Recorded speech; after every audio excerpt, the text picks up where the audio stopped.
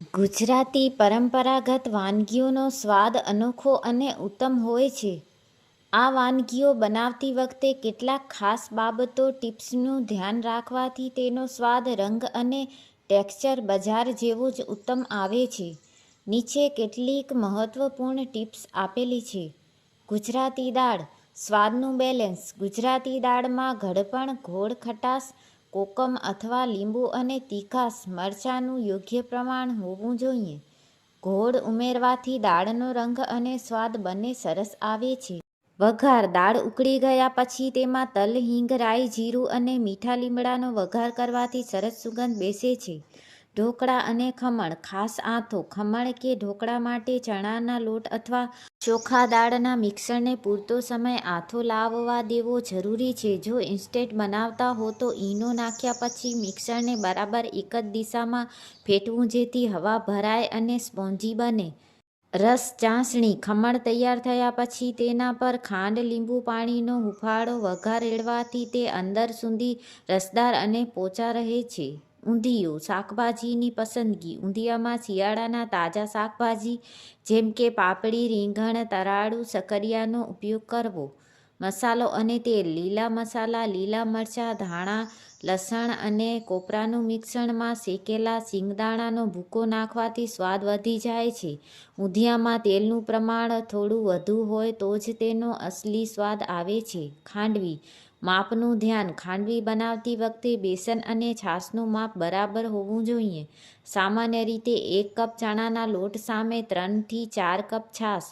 ચડાવવાની રીત. મિશ્રણ કડાઈમાં ચોંટે નહીં અને ઘટ્ટ ન પડે તે માટે સતત હલાવતા રહેવું.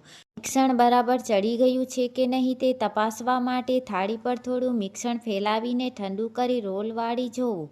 થેપલા. સોફ્ટનેસ. થેપલા લાંબા સમય નરમ રહે તે માટે લોટ બાંધતી વખતે થોડું દહીં અને તેનું મોણ અવશ્ય નાખવું. પાણીના બદલે છાશનો ઉપયોગ કરવાથી પણ થેપલા બહુ નરમ બને છે. દાળ ઢોકળી. લોટ બાંધવાની રીત. દાળ ઢોકળીના ટુકડા સોફ્ટ બનાવવા માટે લોટ બાંધતી વખતે તેમાં હળદર, અજમો, થોડું તેલ અને ચપટી હિંગ નાખીને કણક નરમ બાંધવી. ઉકાળવાની ટિપ્સ. ઢોકળીને દાળમાં નાખ્યા પછી તેને મધ્યમ આંચ પર પૂરતી પ્રવાહતા સાથે બરાબર ઉકાળવી જેથી લોટ કાચો ન રહે અને દાળ ઘટ્ટ થતાં એકરસ થઈ જાય. પાતરા. અલવીના પાન પેસ્ટની કન્સિસ્ટન્સી. પાતરા પર લગાવવા માટે ચણાના લોટની પેસ્ટ ખીરું બહુ પાતળી કે બહુ જાડી ન હોવી જોઈએ. તેમાં આમલી અને ગોળનું પ્રમાણ સરસ રાખવાથી ગળામાં ખરાશ કે ડૂચા નહીં લાગે. બાફ્યા પછી વઘાર. પાતરાને બાફીને સંપૂર્ણ ઠંડા પડવા દેવા. ત્યારબાદ તેના ગોળ સ્લાઇસ કાપીને તલ, રાઈ અને લીમડાના વઘારમાં ક્રિસ્પી શેકવાથી તેનો સ્વાદ 2 ગણો વધી જાય છે.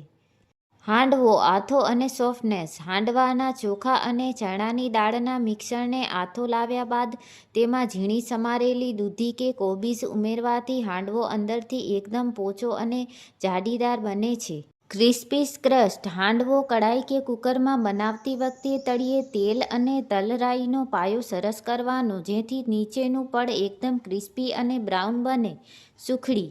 ઘી અને ગોળનું પ્રમાણ. સુખડી બનાવતી વખતે ઘી અને લોટનું પ્રમાણ સરસ હોવું જોઈએ. સામાન્ય રીતે સરખા ભાગે અથવા થોડું ઓછું ઘી. ગેસ બંધ કરવાની રીત. લોટ શેકાઈ ગયા પછી ગેસની આંચ બંધ કરીને બિલકુલ ધીમી કરીને જ ગોળનો પાયો નાખવો. જો ગોળ વધારે કડક થઈ જાય તો સુખડી કઠણ બને છે માટે ગોળ ઉમેર્યા પછી તરત જ તેને ગ્રીસ કરેલી થાળીમાં ફેલાવી દેવી.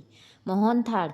ચાસણીનું પ્રમાણ. મોહનથાળ માટે કણક તૈયાર કર્યા પછી એકતારી ચાસણી બનાવવી ખૂબ મહત્વની છે. જો ચાસણી કણક થઈ જાય તો મોહનથાળ બરફી જેવા જામી જાય છે અને નરમ રહે તો છૂટા રહે છે. દાણાદાર બનાવવાની રીત. લોટને ઘીમાં શેકતી વખતે તેમાં થોડું દૂધ અથવા છાશના છાંટા નાખવાથી લોટ સરસ ફૂલે છે અને મોહનથાળ એકદમ દાણાદાર બને છે. સેવ ઉસળ. સ્વાદ. ગ્રેવીની બનાવટ. સેવ ઉસળની ગ્રેવી પાતળી અને ચટાકેદાર હોવી જોઈએ. તેમાં મસાલા અને આમલીનું પાણી સંતુલિત માત્રામાં ઉમેરવાથી સુરતી સ્ટાઇલનો અસલી સ્વાદ મળે છે. Serving tips. ગરમ ગ્રેવી પર ચણાની ઝીણી સેવ, સમારેલી ડુંગળી અને લસણની ચટણી ઉપરથી નાખીને તરત જ પીરસવું જેથી સેવનો કુરકુરો સ્વાદ જળવાઈ રહે. ભરેલા રીંગણ બટેટા મસાલાનું મિશ્રણ. શાક ભરવા માટેનો મસાલો: સિંગદાણાનો ભૂકો, ધાણા જીરું, લાલ મરચું, હળદર, ખાંડ અને લીંબુ સરસ રીતે ભેળવવા. જો મસાલો સૂકો લાગે તો થોડું તેલ અથવા પાણી છાંટીને ભેજવાળો કરવો જેથી તે રીંગણમાં બરાબર ચોંટી રહે. રાંધવાની રીત: ધીમી આંચ પર કડાઈમાં તેલ મૂકીને ભરેલા રીંગણ બટેકાને ઢાંકીને ચડવા દેવા અને વચ્ચે વચ્ચે હલાવવા. હાથ ફેરવતા રહેવું જેથી મસાલો છૂટો ન પડે. દાળવડા મગની દાળની તૈયારી: દાળવડા માટે છાતીવાળી મોગરા મગની દાળને માત્ર 4 થી 5 કલાક જ પલાળવી. બહુ વધારે સમય પલાળવાથી દાળમાં પાણી ભરાઈ જાય છે અને વડા ક્રિસ્પી નથી બનતા. આસાન મસાલો: વડાના મિશ્રણમાં આદુ, લીલા મરચાં અને આખું ધાણા જીરું દરદરા પીસીને નાખવાથી તેનો અસલી કસબા જેવો સ્વાદ આવે છે. હાડસ અને ખીચડી: દૂધીના મૂઠિયા. મૂઠિયા પોચા રાખવાની રીત: મૂઠિયાના લોટમાં ખાટું દહીં અને તેલનું મોણ નાખવાથી તે અંદરથી એકદમ પોચા અને જાળીદાર બને છે. બાફતી વખતે પાણીની વરાળ પૂરતી હોવી જોઈએ. વધારાની પરફેક્ટ મેથડ: મૂઠિયા સંપૂર્ણ ઠંડા પડી જાય પછી તેના ટુકડા કરીને રાઈ, તલ અને લીમડાના વઘારમાં ગોલ્ડન બ્રાઉન અને ક્રિસ્પી થાય ત્યાં સુધી સાતળવા. લસણની ચટણી: તીખી ચટણી. લસણ અને મરચાંનું બેલેન્સ: કશ્મીરી સૂકા લાલ મરચાં રંગ માટે અને તીખા મરચાંનું મિશ્રણ વાપરવું. લસણની કળીને ખાંડણીમાં વાટવાથી તેનો કુદરતી તેલનો સ્વાદ જળવાઈ રહે છે. મિશ્રણમાં પેસ્ટ બનાવવા કરતાં આ રીતે વધુ સ્વાદિષ્ટ બને છે. બાસુંદી દૂધી ઉકાળવાની રીત: બાસુંદી બનાવવા માટે હંમેશા ફૂલ ક્રીમ દૂધનો ઉપયોગ કરવો અને તેને ભારે તળિયાવાળા વાસણમાં સતત ધીમા તાપે ઉકાળવું. દૂધ તળિયે ચોંટે નહીં માટે વારંવાર હલાવતા રહેવું. મલાઈ અને કણનું સંતુલન: દૂધ ઘટ્ટ થાય ત્યારે તેમાં ખાંડ ઉમેર્યા બાદ થોડી ચરોલી અને બદામ પિસ્તાની કતરણ નાખવાથી તેનો અસલી ક્રીમી અને શાહી સ્વાદ આવે છે. ખાટી મીઠી કઢી બેસન અને છાશનું મિશ્રણ: કઢી માટે ચણાના લોટને ખાટી છાશમાં એકદમ સરસ રીતે વલોવી લેવા જેથી કોઈ ગાંઠ કે ગઠ્ઠા ન રહે. ઉકાળવાની સમયમર્યાદા: કઢીને વઘાર્યા પછી તેને ઓછામાં ઓછી 10 થી 15 મિનિટ સુધી ધીમા તાપે ઉકાળવી જરૂરી છે જેથી ચણાના લોટની કાચી સુગંધ જતી રહે અને કઢી એકદમ સ્મૂથ બને. સેવ ટમાટાનું શાક: ટમાટાની પ્યુરી અથવા સમારણી: આ શાક માટે ટમેટાં એકદમ પાકેલા અને લાલ હોવા જોઈએ. ટમેટાને બહુ ઝીણા સમારવાને બદલે મધ્યમ ટુકડા રાખવાથી ગ્રેવી સરસ બને છે.